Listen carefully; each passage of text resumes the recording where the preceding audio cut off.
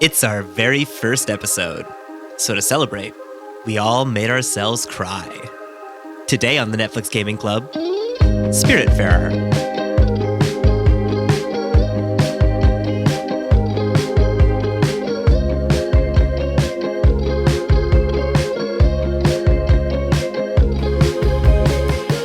Welcome to the Netflix Gaming Club, everybody. It's a book club for video games where every week we play a different game that's available right now for free on your phone with your Netflix subscription.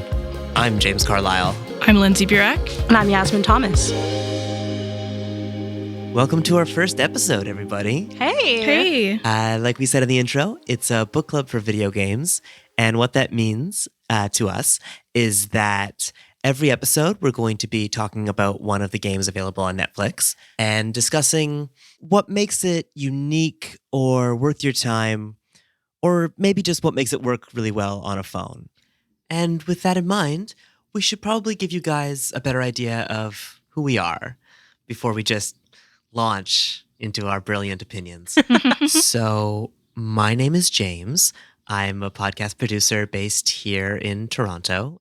I'm on the show because I want to make something beautiful and accessible, and I love video games.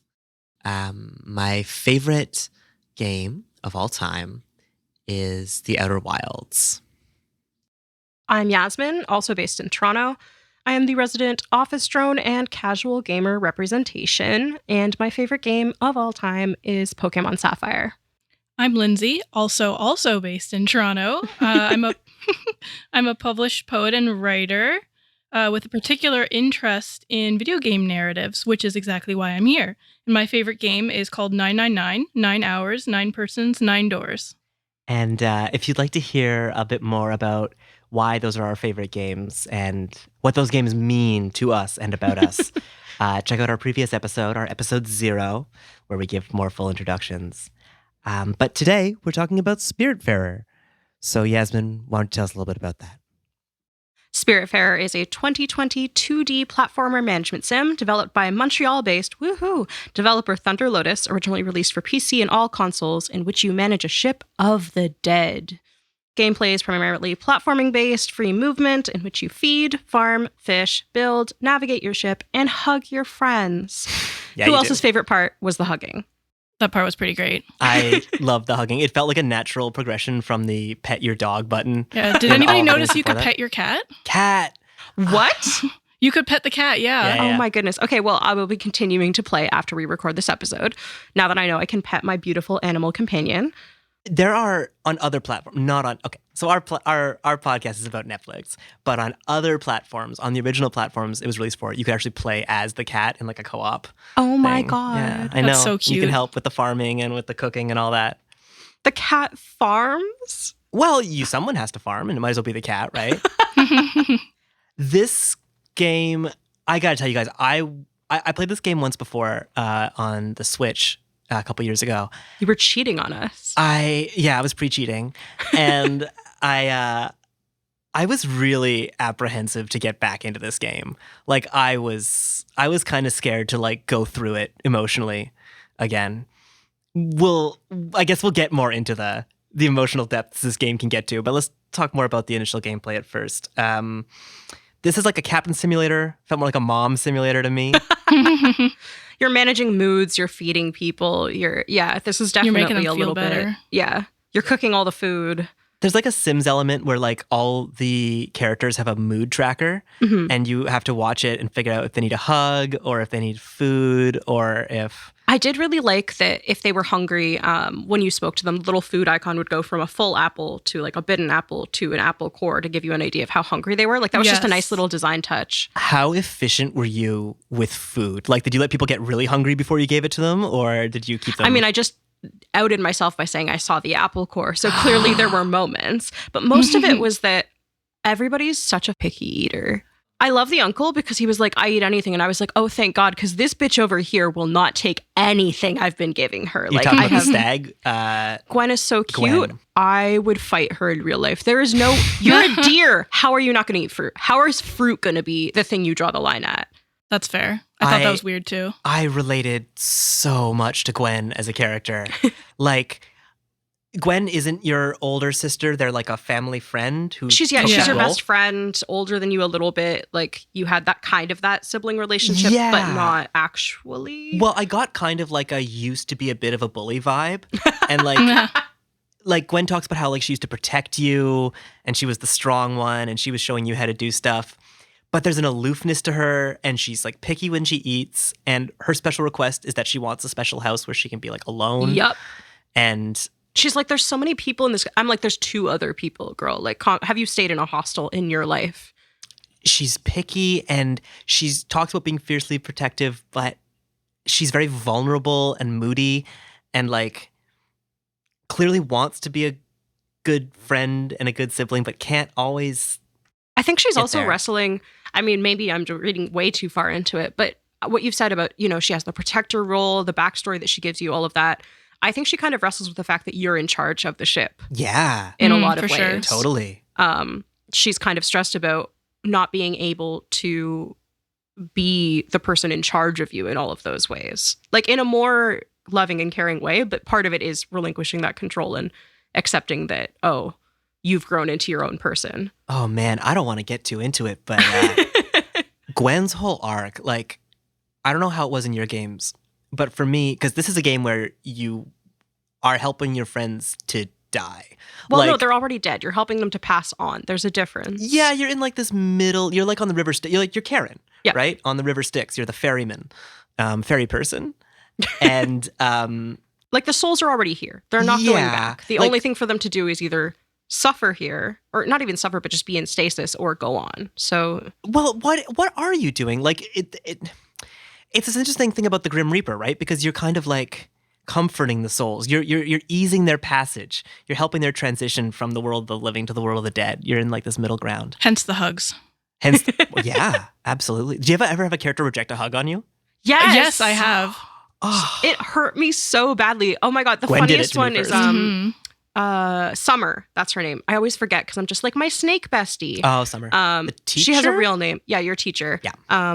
But the other ones would just be like, oh, I don't really want to hug right now. She would be like, sorry, I haven't aligned my chakras. Oh, Sorry, yeah. like the stars aren't quite right. I was like, bitch, just say you don't want to hug. This is excessive. So does every character have like a kind of a shadow side with kind of a more negative antisocial trait? Like what about your uncle? I can't remember his name. The A frog. tool. A tool, yeah. And your Aunt Viv, who gets referenced, but we never see. Yeah. Does a tool have a darker side as well? Does he have an antisocial side? I think all of them do, in the sense Yeah. that it allows the player to have moments where they have to figure out what the character wants, as opposed to just being able to blindly hug everybody. So I think Mhm. everybody Yeah. has that Well, aspect to them. Well, that's part of what makes it a mom simulator, right? Is like, it's not just you have these Sims that need work and food and sleep or whatever. It's like You have to know what they need. they have these personalities and they're troubled in their ways, and some of them are better communicators than others. It's Mhm. Maslow's hierarchy too, because it's not just like you can hug them and feed them and you're done. You're trying to find like fulfillment for them emotionally and spiritually so that they can move on. Yeah, like their Um, quests are a little bit different from each other. Like a tool wants Mhm. you to build and improve a lot of things. Some other people, like Gwen, just want their own spaces. I guess all of them want their own spaces, but not all of them have a space that's just like a bedroom. Like I think I hadn't gotten quite to that part, but a tool's, maybe I did actually. He A wants tool's to- room is a Sawmill? sawmill, I think. He likes being useful. His big character trait is that he's like, I'll eat anything. I'll contribute. I'll help build this boat. I'll do all of this stuff. Like his thing is that he needs to be useful. So at various points in it too, he'll have, oh, like these other people in your ship are great, but what am I doing here? What can I contribute? He really, getting a tool really unlocked the game for me. Mhm. Because before that, when it was just me and Gwen, I didn't really know what the game, like, I don't know. This game is all about time management, thematically, right? Like, it's about death. And so it's about, like, getting the most of every moment. And, like, you get to be at a point in this game when you're in a loop where you're, like, you got food on, food's cooking, you've got your garden, you got to water your garden, you've got your people, you're checking on them, you're fishing, your boat's in transit and you're moving, so you're trying to make the most of that time and get everything you can at each moment. And I don't know, I found that like when I got a tool and he started saying, "Oh, I'll help. I can like," I don't know if he said he was going to cook or what he said. Maybe he just said he was going to eat all the food, but But even that is helpful because you get like, you know, you have a bunch of corn, you have a bunch of popcorn, and Gwen isn't going to eat any popcorn because she already had popcorn. She will. She likes comfort food. Yeah, but she doesn't like the she same doesn't thing like it twice every in a single row. time. I was like, girl, oh my goodness. So having help, having a crew, and having the characters start to feel like they contributed, they weren't just taking, it started to really like... I actually found like it really interesting because you'd see Atul like working on things every so often, like he'll be hammering a building, and then you'll go over to Gwen and you'll notice her mood is worse because she doesn't like the noise from Atul working. Really? Yeah. Could you help by keeping Gwen like in a corner of her house in a corner? No, I think you just had to improve her mood by like either giving her a hug to make her feel better or giving her food that she likes or stuff like that. It's just the way it was. The two of them, I guess, just didn't mesh very well as passengers. Atul also has a really fun little dialogue about being like, oh, you're great, but the other people on the ship are kind of, and he doesn't really say stuck up, but he kind of gets there, and you go, oh, Atul and Gwen, worst like personality combo. So then I was like, okay, I got to figure out what your quests are and get one of you into the afterlife because my boat is about to turn into a reality show. Well, so that's the fucked up thing. Like, it's this game where you're so busy with the work of keeping your crew alive. Well, just keep the work of life. Yeah. You know, growing food, cooking food, you know, making sure you're on playing your guitar to your carrots. I never fucked with that. I did that once. I hated that mini game. I'm like, I'm never playing this stupid Guitar Hero game I was again. not expecting Guitar Hero to show up in this game. Yeah. I will be real. There were so many things that made sense, and then all of a sudden she was like, yeah, play your guitar. And I was like, I was bad at this when I was holding the physical, what do you even call it? The console thingy. A guitar? Well, yes, a real life. Oh, the plastic guitar, the plastic, harmonics. Thank you, Guitar yes. Hero guitars. Yeah. I was bad at that in real life then. Trying to do it with my thumb on a phone screen was not quite what I was dreaming of. So, good time to mention how we all played this. I played this on an iPad mini with an Xbox Bluetooth controller and wireless headphones. So Jamie's the cool one, as you can tell. I don't have any patience for touch controls. It's going to be a problem on this podcast. But let's give our impressions of the controls. Yeah, because I know we both did have. Yeah. And I wanted to hear about yours, considering you played it in the most insane way. No, I played it in the most sane way. That's the thing. Well, insane compared to, it's like Netflix mobile library. Like they market it as that, and you're like, well, actually, me and my Xbox controller. So the reason I played it on the controller was that I remember there was a lot of jumping in the game, and I remember the movement was important, and I just didn't. That's why I wanted to kill myself with my little thumbs. But I think I'm going to, in general, always be using a controller. I think because I don't want to be a touch.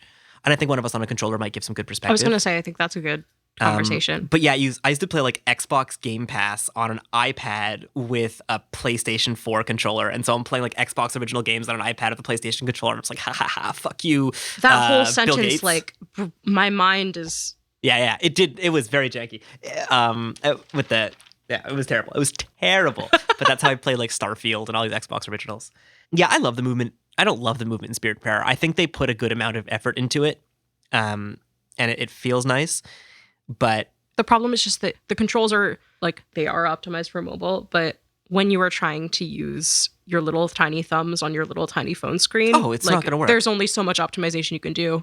And the jumping especially, my God. Platforming just doesn't work on mobile. I don't believe it works. The only good platformer I played on mobile was Mario Run, which was a one-button game where if you tap the screen anywhere, Mario jumps. And the rest of the time... Flappy Bird kind of Yeah, thing? It's like an auto runner, only it's on the ground, it's not flying, right? But the same kind of like one button, one touch control. And with auto running, platforming works because it's just the timing. But when you're like doing the two, I don't know, time for that. One thing that I struggled with a little bit was that when I was trying to aim for something to select or click on, sometimes I would click on something that was right beside it just because everything was so compressed in the screen. Like when I was trying to go into the house to go navigate or go to bed, sometimes I'd accidentally ring the morning bell in the middle of the night and wake people up and they'd get upset.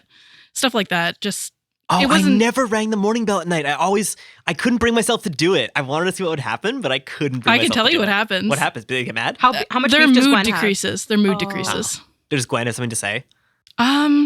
I don't think they ever said anything to me because I only made that mistake one time, but I was like, oh, that's how I found out that you could pet the cat, actually, because I accidentally clicked on the cat instead of whatever I was trying to click.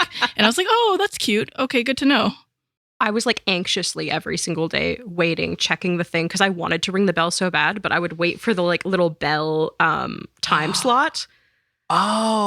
There's a time slot, you know? Like I there's just did it as soon dawn as and I then there's woke the up. bell time slot and then it's day. And I would anxiously wait for that little pizza pie to come up and have the little arrow on it. And then I would be like ringing the bell 16 times frantically. I didn't have that problem with the bell, but I had that with cooking. When I first started playing the game, I was can't cook. convinced that the minute the cooking is up, you have to pull it out, it's going to burn. Yes, I And was that's worried not the about case. that too. I did a test with just one like fish or something just to see what would happen, and I discovered early on that you don't burn stuff, but that was a concern of mine as well. Such a concern. I was terrified. My first time I sat and I watched the timer. Yes. I was watching, and it's slow as hell, man. I was cooking 4 herrings. God damn. Anyway, let's get back to the controls. Lindsay, where did you play this game? I played it on a Galaxy Z Flip 4, which is a foldable phone, so it kind of has a weird aspect ratio. Oh, yeah, I'm the cool one. Yeah. But I found that some things were a little bit off. Maybe I just need to play with the resolution settings more. But I don't know. When I was playing the guitar mini game for the plants, did you find the top button was cut off on the screen, or is that just my aspect ratio? That's your aspect ratio. Okay, then No. I need to fiddle around with that when I get found- back into it. The timing was completely impossible because, like, my controller had a delay. The screen was in time. My headphones had a different delay than my controller. Oh no! And, like, so it was just a nightmare. I didn't like the Guitar Hero game. It didn't sound like you guys did either. But there are like a lot of mini games. yes, Which I this really, game. really I do like. appreciated It's just that a constant lot. little puzzles popping up, little fun side quests, little fun this. Yeah. Which ones your favorites? Okay, so my favorite one was either the fishing or the loom one, just because they were kind of easy to do. But I thought the most interesting one was the sawmill one.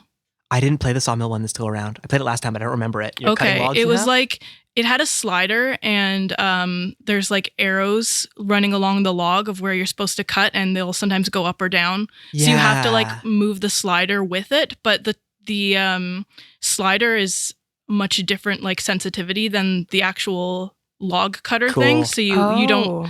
don't like line it up with the log. You have to kind of it's its own So it's like a lineup, game of basically. operation where it's just like a steady hand thing, or like kind of, but I found it a little bit more challenging than the other ones, so I liked that about it. But the other ones were easy, so I liked them being easy.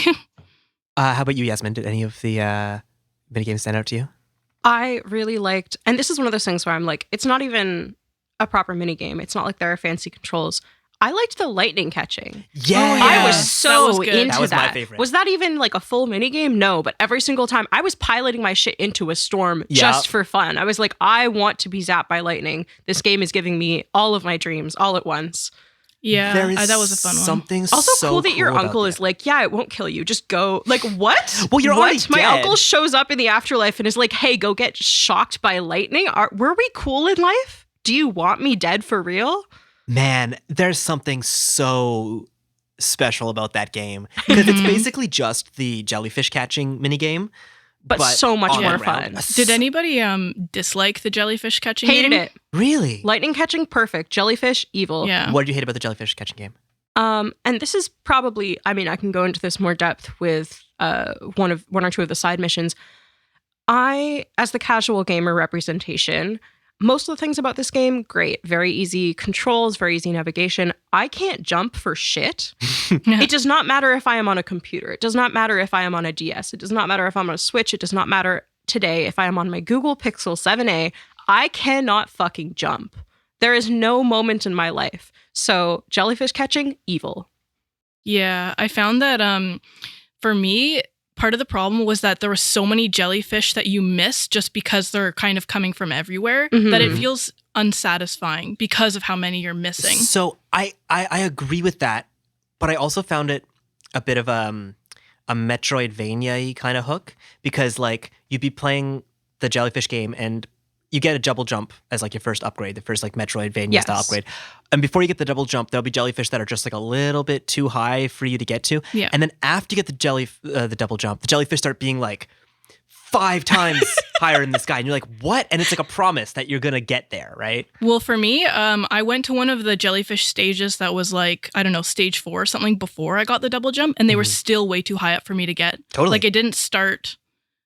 I guess I did the order wrong or something, but when I did that jellyfish, I was like, how the hell am I supposed to get all the way up there? I didn't have buildings that were tall enough. I couldn't Yeah. double jump. I was like, This is just frustrating. I did save myself in that when they were like, you can build. I was like, great. The guest house is going as high as I can physically make it. Yep. So I did do that too. I just had all of my buildings were really, really tall. And then I started running into trouble when I had to add more. Like I had to rearrange, I think 3 times over the course of this because I kept just putting things in absurd places. But I did appreciate that they let you rearrange. You were never locked in. Like your boat's constantly in flux. Your passengers are in flux. You're clearly in flux. I loved how the roofs would disappear so you could like stack them like a that was a really good high rise. Yeah. But it was also sad because I was like, why can't I shrink any of these so they can all have roofs? What if they just looked like a tiny little fishing village? German impressionist looking. Exactly.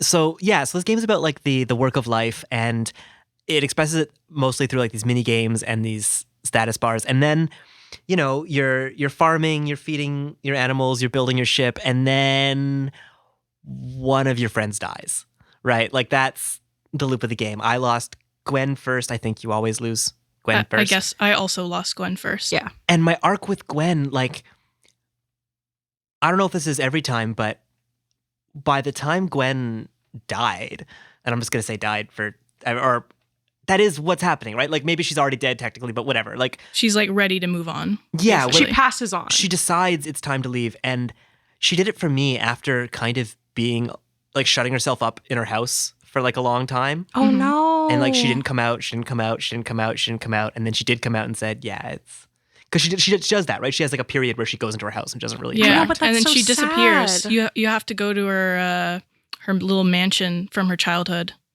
Oh, is that what triggers her? So I have to say, no. That's not what triggers her going away, but it's what happens after she disappears into her room for a while. You realize that she's left the ship, she's missing, and you have to revisit her childhood home. So it's been about a year since I got that far in the game. But again, I related a lot to Gwen, and like I'm a bit of a loner, as my friends here know. You have to record a podcast with me to see me, and like something about Gwen just shutting herself off and just being depressive and then dying and then leaving your life.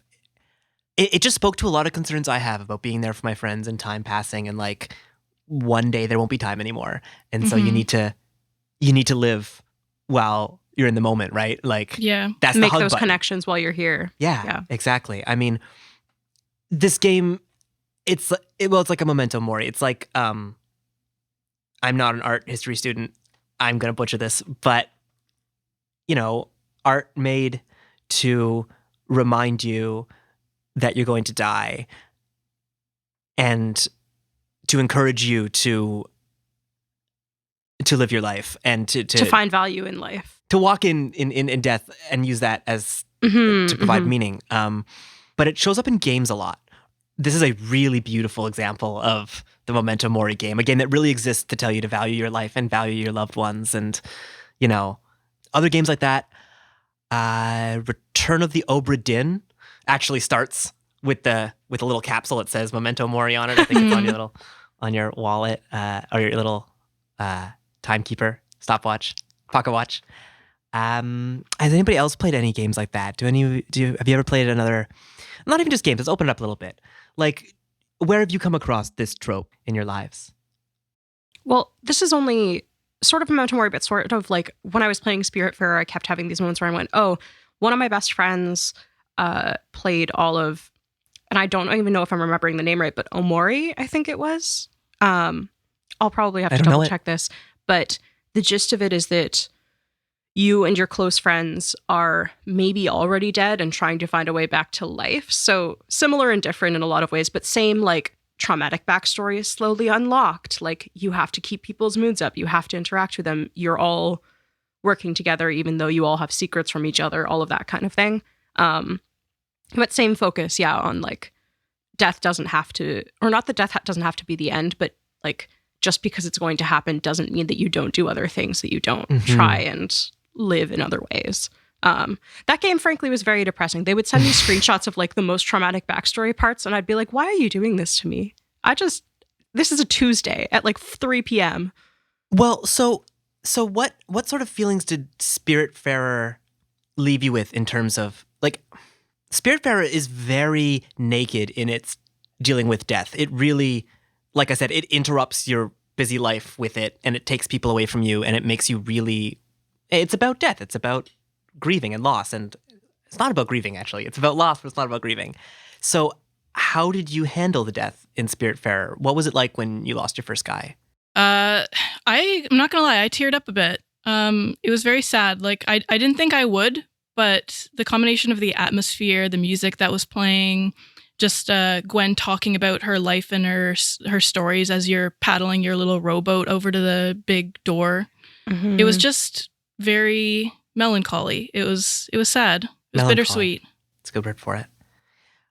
So one of the reasons I was afraid to play this game again is I played it a few years back, and I don't quite remember if I believe I got to a point where I had 3 people on the ship and they'd all died. And I think I was at a point where I actually had the ship be empty again. I might be that's wrong about brutal. that. And it was devastating. Yeah. You know, I felt really empty. I'm playing Minecraft right now with my girlfriend because she lives very far away right now. And so we just exist in this virtual space together. And I've been working on a house that I originally built like during the pandemic with my roommate. And it's weird that video games can be imbued with this empty house feeling. Like after my roommate moved out, I stopped working on my house in Minecraft because it was like, well, what's the point? Why am I building this house? And then when me and my girlfriend started playing Minecraft again, suddenly, oh, it was amazing. I want to rebuild the house. It's full of life again. It's full of flowers and everything. And I can't help but think that like if me and my girlfriend were to break up or something, and I were to go back to that game, I wouldn't really want to be there anymore because it was our house together. And like that was the feeling in Spiritfarer. It's like I built this boat. And you do very much build it to the specifications of like, I'm building this garden because Summer really likes gardening and she wants to sing to the carrots. Like, sure, I need carrots, but I'm doing it because Summer really likes this. And also because she's a vegan or whatever. Mm-hmm. It's a vegan. I think she's a vegan, not a vegetarian. She's like, Yeah, I I don't think eat she the said ova. I vegan. don't eat the. Yeah, she's vegan. But yeah, you're building this boat, all of these pieces that are coming together. You unlock them through these people. They're for these people. And then when you're left with 5 buildings and no one to fill them. And with like Gwen's house was still there for a long time. Oh, I couldn't. You couldn't bring yourself to salvage it? Yeah, like, you know, but you do need the space. You know, this game has a great upgrade tree for the boat and everything. Like that's all. All the upgrades are super fun, by the way. Like do you guys play any farming simulators like Stardew Valley or I used to played play one- a lot of Harvest Moon. Harvest Moon's a good one, Ooh, Animal yeah. Crossing? Animal Crossing. Yeah, Animal Crossing as well. I was So- forced to during the pandemic. I missed that one. I was doing Minecraft. Is this a farming game like the way Animal or Stardew Valley and Harvest Moon are? Not to the same degree, Mm-hmm. but it does have farming elements to it, I would say, because your farmland, you can't really expand it that much. I don't know if when you expand it, you have more plots or anything, because I don't think I've gotten to the improve garden or field part of the game yet. But you start off with 3 spots at least, Mhm. and then that might be it. But when in a game like Harvest Moon or Stardew Valley, you That's the have whole like thing. huge fields, and you fill up every plot with different things, and you start to build other things that automate the process. And there's just a lot more focus on the actual farming mechanics in those games, whereas in this game it's kind of more of a mini game side aspect, like one of the many small Mhm. things that build up the game. Well, there's also you were talking before about how this game is about time management, but it's about resource management too. Like Time you're on is a a very resource. small ship. True. You have these small buildings. You're only going to have 3 plots because the idea, I think, is, okay, if you want to make this particular food or you have this new person, you have to use these plots strategically. Mm-hmm. Like, I think a lot of it is very intentional about keeping those things contained and small, and you have to be very mindful all of the time. Absolutely. Yeah, this is not a game that Like, if they let you expand it too much, you could just build everything for everybody and be totally fine. You're supposed to be scarcity. Well, again, like to compare it to like Minecraft, like this doesn't get to the point where you're building like these crazy machines that are like automatically mining and sorting and all. That's what I'm doing in Minecraft right now. Yeah. It's really confusing.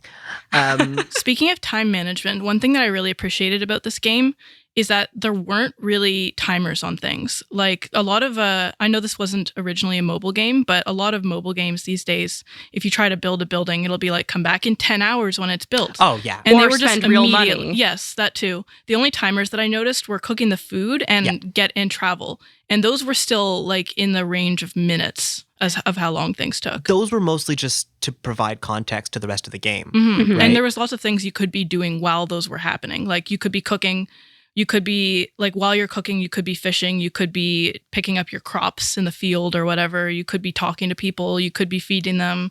There's lots of things you could be doing while those things were going on. It never felt like you just had to sit there. Did you feel a franticness in the game? Did you feel a need to like always be doing things, always be...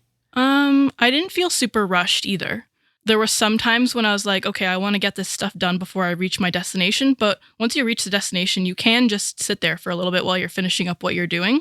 Mhm. Yeah, there's no, you have to get off of the boat by this time or else. Yeah. Yeah. I That's think everybody else.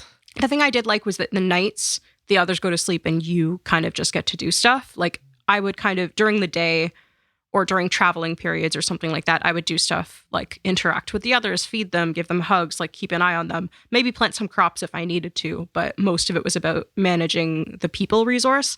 And then at night, because they're all asleep, then I would be doing all of the planting and management and fishing interesting. and That's so stuff. smart. I would just go immediately to sleep. If my ship Yeah, me wasn't too. moving, I wasn't playing the game. If my ship wasn't moving and it was night and I had to be there, I was like, I can just fish 6 million things up and prep myself for the next day. Like I kind of used it like that. I mostly did my stuff while I was traveling during the day. At night, if I was in the middle of something, I would finish it. But then usually after that, I would just go to sleep because it was wasting travel time since you can't navigate at night. Yeah, exactly. I really felt the need not to waste travel time. I used it like meal prepping. That was my nights. I was like, That's great. fair. All Again, of these annoying chores I don't want to do during the day, but I can do them now. I think this game is really beautiful in the way it maps the work of life Mhm. onto a video game and then finds a way to have the specter of death come in and like I think it's a really beautiful like celebration of the meaning of life, you know? Yeah. Also, in so like much the as- way that there's so much meaning in mundane tasks as well. that's Like it gives you the value in game, but it also kind of makes you look at your life and go, oh, like, no, this thing that I have to do for myself isn't kind of a chore or a drag. Like it has value. It adds value to my life thinking about those things. well, and also like there is no final destination for the boat. Like Mhm. you're just going through the cycle and people come in and they leave and Yeah. like, you know. I kind of really liked that aspect because it felt like you're literally helping people along and waiting for them to be the ones who are ready to move on. Like you're completing their requests, you're making their last moments happy. You're just going around aimlessly. Well, sort of aimlessly. You have small aims such as I need to go buy some more seeds or I need to pick up some more lumber or something. But for the most part, you're just waiting for the people you're ferrying to be ready to accept their death. I did also, related to accepting their death, I think my favorite thing about Gwen was that, like, the others, you know, you'd kind of get into a conversation or whatever, and then they'd tell you stuff about their backstory. But Gwen would just appear on the deck every so often and be like, so my father. And I was like, what the hell? Like, God, I we were love fishing Gwen. 2 seconds ago. She would just trauma, like, bomb you every so often. I thought that was really, really funny, frankly. Oh, Mm. yeah. What So a pretty game. I do have one minor complaint about it, and I don't know if this was my phone specifically, but my very, very initial impression of this game was kind of iffy because the very first thing I saw when the game started up was there's a close-up of your character Stella and her cat I remember Daffodil. this. Yeah. And it was blurry and Looked like pixelated. garbage. It looked bad. And I was like, It was the is zoom in something's right on wrong the- here? And I later went into the settings and checked what was going on there. And that was the default settings, which I Mhm. thought was like not a great choice. Yeah. But when I turned it up, it still wasn't perfect. It still looked a little bit blurry when we got a bit closer, but it was definitely better. I do think on a technical side, the optimization was a little off. Mhm. Like, it seems like they completely cut the multiplayer out of this game for the Netflix release. I think we mentioned that earlier. And yeah, I noticed that too, that it started on a super low resolution and the first like second of the game, it like zooms in on the screen. It doesn't even like render it bigger. So it just like totally right out the gate highlights the bad resolution, which I thought was a very strange choice. I didn't think it was a good start for the game because it actually was a lovely game, and I ended up enjoying it as I played it more, but it wasn't a great first impression for me.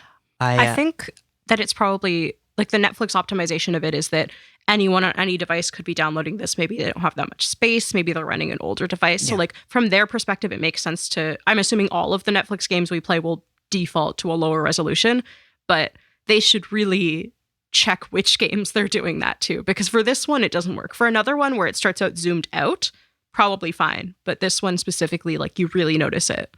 I wonder who's doing these ports. I wonder if Netflix is helping to port these games to mobile if they're not already mobile games. Well, I think saw Netflix that has some control. I saw that for the mobile release of this, Netflix published it. Mhm. So I don't know if they had a hand in doing the port, but when it first came to mobile, it was Netflix's publishing. That's interesting. That's something to maybe put a pin in and look into later. I think we've pretty much covered Spiritfarer, but I want to leave us with a quote from your snake teacher. What was her name again? Summer. Our Um, vegan snake teacher, please remember. At one point, she says, "A garden is a vessel of our love, a mirror we hold to ourselves." And I've never heard that. It's a pretty. The first half is a pretty obvious statement. The garden is a vessel for love, right? It's a mirror we hold to ourselves. I've never heard anyone express that before, but that's. You can't see this, dear listener, but in my apartment where we record, we're surrounded by plants and life. And I used to be a very depressed, cynical. I used to be a very depressed and cynical person now, but part of getting better and learning to accept life for me, and it really was accepting life, was growing plants and seeing how the way I treated them, the way I nourished them, the amount of love and attention I gave them, you could see it years later. You could look at the plant and you could see times when it was malnourished and times when it was given lots of water and love and attention. And I just started seeing how like a body reflects the life it lives. And so a body reflects the love it's given. Yeah. It's a good reminder that we need to take care of ourselves and the ones we love. And what that looks like, what love looks like, Mhm. you know. I think Spiritfarer is a game about growing a garden. You know, it's a game about the love you give to the things in your space And the way you cultivate it. Yeah. So let's take a quick break and move on to some other recommendations. Battlestar Galactica is the best Star Trek series. I love it. It starts off being Star Trek meets the West Wing. It's like this group of people, they're survivors. Their planet got completely wiped out by robots. Every episode starts with a count. It's like there are 50,000 people left alive. And it goes down every episode. Oh like my it goes God. below 50 in the first, and then it just bleeds for the rest of the series. And it's like there are 38,997 characters. There's an episode where somebody kills themselves, and at the end of the episode, they sadly have to erase the 1 on the whiteboard. It's a whiteboard in the president's suite. It's propulsive and gritty. It's Ronald D. Moore, who was a writer on Star Trek. He now does For All Mankind on Apple TV. That's why I got back into Battlestar. It was his first solo show. First one he developed, his show run. It's so good. There's even a podcast about it from 2003. My favorite thing about it is that it starts off being a super hard sci-fi, gritty military thing about survival and hope and what you do if you're on a convoy of people going away from a burning planet into deep space. Because this is something we all, have questions It's something about. that happens. Well, they're like a caravan, right? But as time goes on, as the first season ends, God becomes a presence and faith becomes a huge part of the series. It starts becoming like a Mormon story. And as faith enters the equation, it goes from being Star Trek meets the West Wing to being like Survivor meets Evangelion. Like the stakes get huge. So should the tagline for this be "White people do Evangelion"? The tagline should this be Mormon Evangelion. Yeah. Yeah. Okay. I love it. I love it. It's so good. It's completely insane. How about you, Lindsay? What have you been doing this week? So I watched Nimona, a 2023 science fantasy adventure film, which was nominated for an Oscar in Best Animated Feature Film, but lost to The Boy and the Heron. Sure. Still Ghibli. a great movie. Basically, what the movie is about is this commoner kid wants to become a knight of the realm with the rest of the royal bloodline knights in training. The queen vouches for him, and he gets put in training with the rest of them. And when he's all grown up, during the knighting ceremony, the queen is murdered, and he's framed for it. Cool. So he has to make his escape. He runs into the titular character, Nimona, who helps him with his escape, although in slightly more violent ways than he would appreciate. But The knight's a pacifist? I mean, she's very anarchist, very edgy. And I think that's who this film would appeal to the most, is Anarchists? kind of edgy, edgy, quirky preteen girls who see themselves in Nimona, see themselves as being kind of an outcast type Mhm. person. Does she also just, like you said, in more violent ways? I know that not that we're still there, but most like young girl characters don't get to be the aggressor. Does she get to do that in a lot of situations? Because that was Yeah. something I wanted as a little kid. She does get to be the aggressor. She's a hero in her own right, honestly, and there's a lot of crazy stuff that happens that kind of helps see that through. But I don't want to give away too much, but I found that the first half of the movie was a little bit cliche for me. The writing was a bit cliche. It got better in the second half. I definitely think this could be a good, like, classic coming of age film for a lot of young girls.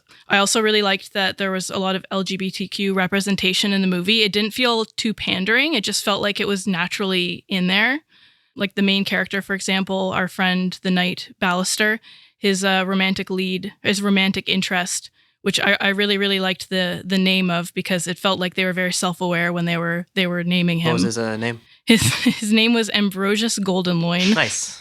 I still can't believe they did that in a kids movie. I mean, like, I know that kids movies are partly for the parents and all of that stuff, but Golden Loin. I feel like loin is like a word you use to get around like the kids in the room. And You know they what I did mean? that during the movie too. Like, they had some jokes for adults in the movie. Like there was one joke when they were kind of crashing through various rooms. They run into a bathroom and a guy is taking a piss. Nice. And Nimona comments, "Oh, cold in here?" Is this explicitly a kids movie? Like, It felt like a kids movie to me. interesting. It definitely, like I said, it had some things in there for the adults watching it, but I felt like it wasn't for the adults. How old are the main characters? Nimona doesn't actually say her age, but Battlestar guesses that she's around 10, and she's like, "Come on, do I look 10?" To me, she looks more like maybe 13, 14, 15, somewhere around there. Yeah, hard to tell with animation, right? It's hard to tell with animation. But like, is the violence inappropriate for kids? Like, is it like very violent? I would say that there are some moments where people are definitely dead and you're like, okay, those guys died for sure. But it's not like bloody It's and not gory bloody. or Yeah, anything yeah. like that. Okay, so like 10 Like- to 12 kind of Yeah. vibes. I also really liked the setting of it because it was very futuristic. Like, there were flying cars, stuff like that. But also there are Knights of the Realm, like very Middle Ages fantasy aspects to it. So it was kind of Yeah, this yeah. cool clash of past and future. Trying to think of other movies that had a cool, like, that did that like future night thing. I know it's not a good movie, but I know that the Gunslinger, the Stephen King remake, Dark Tower? The Dark Tower. That was the name of the movie, right? Oh, I've that. got an example. Also not technically good, but fantastic. Man with the Iron Fist. Oh yeah. Have you ever seen it? So it's samurai movie, except the main character is a black guy with a rocket-powered iron fist. Lucy Liu is one of the samurai characters because Cool. of course she is. Makes no sense, but same like weird blend of like, that's definitely sci-fi, but also they're technically kind of in ancient Japan. Cool. Like, no one knows what's going on. Very cool. Very cool. But Yasmin, what did you do this week? Not rewatch Man with the Iron Fist, which now I'm going to go home and do. I attended a concert for a band I've been a fan of for over a decade. They're called the Staves. They're a UK-based singer-songwriter, formerly trio, now duo. Oh, No one died. They're sisters. The eldest sister has, I think, 2 kids now, and she was like, "I am not touring this time, y'all. I have 2 kids under 5." So it's just Camilla and Jess now. But what I'm here to recommend, since, you know, the concert is past and none of you, dear listeners, can attend, is their 5th studio album, All Now. So their whole thing is harmonies. A lot of their stuff is very vocal based. It's very folk based. Like, some of their earlier hits were kind of reworkings of traditional folk songs from around their area in the UK. They're from Watford. Mhm. Why do I know this? This is what a decade of I've fandom never heard of does to you. Watford. I thought I knew every little English hamlet. No, this is what fandom does to you. but this one was a little bit more pop, a little bit more rock. They have been adding more and more guitar over the albums kind of as Jess gets more into it. Hell yeah. Nice. Which I really, really loved, especially seeing on stage where she got to bring out her electric guitar and was like so excited about it. And also, their music has never been upbeat because folk songs are kind of never upbeat. They're like, I'm dying and my husband left me and everything kind of sucks and there's a famine. But this one is angry, which I've really, really enjoyed. A lot of it is just about the ways that modern society, like, you aren't fully satisfied with, you know, engaging with people digitally or at a distance. You aren't fully satisfied with, like, the social, like, kind of rote patterns that you fall into, all of that. But you have to act like you do. You have to act like you're having the best time, like that kind of veneer that we all put on. So a lot of it is just angry about that. Cool. And, So- you know, beautifully sung. So for people who might want to catch their next concert, did they put on a good show? Oh my God. So good. So good. And they have 3 backup guys, one of whom was just playing like every instrument. Like at one point he comes out and he has a trombone and I'm like, I don't even know how this is going to work out for us. But fantastic show. They've been to Toronto. I think this was their 3rd or 4th time. I've been at every show because of course I have. But they've finally learned what Toronto residents are called because the last 2 shows, Millie called us Torontons, and she Nice. finally said Torontonians this time. So That's we funny. got there. We got I like there. Torontons. Yeah, I like me that more. It too. sounds like Tauntaun. Especially in like a very I pleasant, thought we smelled like, bad on the outside. especially in a very pleasant, like light English accent, being called Torontons. I was like, oh yeah, like twirls hair. Maybe I could be for you. Oh. All right. Well, on that note, I think that's going to do it for us here on the Netflix Gaming Club. To recap, this week we all played Spiritfarer. I watched Battlestar Galactica. Lindsay watched Nimona. And Yasmin listened to All Now by the Staves. Yasmin, do you have a song you could recommend by them if you could only listen to one song by the Staves? Do you mean if their entire catalog? Because Yeah. I will have a mental breakdown right now in front of you. Do it. Oh, First song that comes to mind. Mexico. Mexico. It was their first big hit of sorts. It has very good, like 3-part layered choral harmonies, all of that. Cool. 2012, I think. Dead and Born and Grown. Again, I've been a fan for too long. I'm going to shut up now. Cool. Very cool. All right, so make sure to catch us next week when we'll be playing Moonlighter. We'll be here, and we hope you are too. See you next week.